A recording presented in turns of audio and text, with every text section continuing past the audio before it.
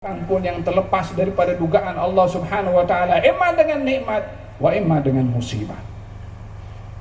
Di dalam Al-Qur'anul Karim, Allah Subhanahu wa taala mengajarkan kepada kita bagaimana husnudzan kepada Allah atas musibah. Ada orang yang gagal dalam berhadapan dengan musibah dengan buruk sangka pada Allah. Ya Allah, kenapa engkau duga aku seperti ini? Kenapa bukan negeri lain yang diduga? Ya Allah, apa kurangnya aku beribadah kepada Engkau sehingga Engkau beri kepada aku musibah yang terlalu besar ini? Buruk sangka pada Allah Subhanahu wa taala. Hati-hati daripada sifat berburuk sangka kepada Allah. Kita diperintahkan oleh Nabi untuk berbaik sangka kepada Allah. Ana inda husni dhanni abdi bi falyadunna bi ma sya'. Allah berfirman dalam hadits qudsi, saya akan berada pada prasangka hamba saya. Kalau dia berprasangka baik, dia dapat kebaikan. Kalau dia berprasangka buruk, dia dapat keburukan. Tidaklah keburukan didapat oleh seorang hamba melalui prasangka buruknya, melainkan keburukan itu disebabkan prasangka buruknya. Dan tidak ada seorang hamba berbaik sangka kepada Allah atas apa yang menimpa kepadanya, melainkan Allah akan berikan kebaikan pada prasangka baiknya. Terserah kepada kita mau punya prasangka apa kepada Allah Subhanahu wa taala.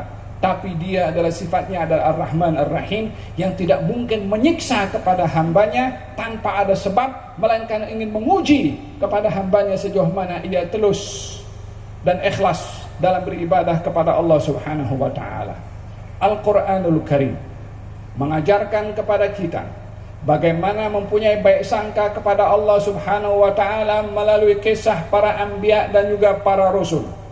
Pembahasan kali ini adalah teladan Nabi Muhammad sallallahu alaihi wasallam yang pada segala aspeknya kita perlu meneladani Rasulullah, khususnya ketika berhadapan dengan ujian dan musibah. Beliau adalah orang yang paling berat berhadapan dengan musibah, yang sebahagiannya saya ceritakan sebentar tadi. Namun ingin saya sentuh di sini. Bagaimana orang yang diduga oleh Allah dengan dugaan yang berat daripada para anbiya dan rasul yang punya baik sangka kepada Allah Subhanahu wa taala. Namun dengan baik sangka kepada Allah atas musibah yang menimpa kepada mereka, Allah Subhanahu wa taala berikan jalan keluar atas musibah yang menimpa kepada mereka. Yang pertama, dugaan yang menimpa kepada Nabi Musa alaihissalam. Lari daripada kejaran Firaun sampai di tepi pantai. Tidak ada perahu yang boleh membawa mereka Bani Israel untuk menyeberangi lautan. Tidak boleh berenang karena terlalu luas lautan. Dan tidak boleh kembali lagi karena Firaun dengan tentaranya sedang bersiap sedia bahkan mengejar kepada mereka untuk membunuh kepada Nabi Musa dan Bani Israel. Maka Nabi Musa yang berada di tepi pantai, di hadapan lautan yang terbentang luas, di belakang Firaun dan tentaranya. Kata Bani Israel mengatakan, inna lamudrakun. Khalas, kita sudah terperangkap.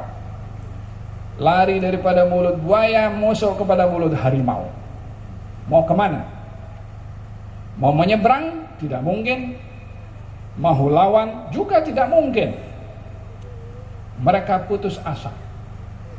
Mereka give up. Mereka mengatakan tidak ada lagi jalan keluar. Kita mati sudah. Emma mati tenggelam atau mati kena senjata tentara Firaun. Nabi Musa mengatakan kalla. Belum. Ya Musa, ya kalim Allah, depan lautan, belakang Firaun dan tentaranya, kita ada senjata, wala pedang, wala nuklir, wala drone, wala pistol, wala apa. Hanya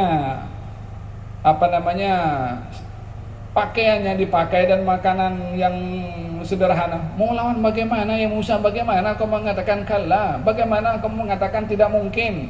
Bagaimana kau mengatakan kita belum terperangkap lagi? Kita diperintahkan untuk membaca lebih jauh. Kita diperintahkan untuk tidak membaca pada ahdath, pada kejadian, pada zahirul ahdath. pada kejadian yang nampak dengan mata. Kita diperintahkan untuk melihat dengan mata hati di sebalik apa yang terjadi pada kejadian.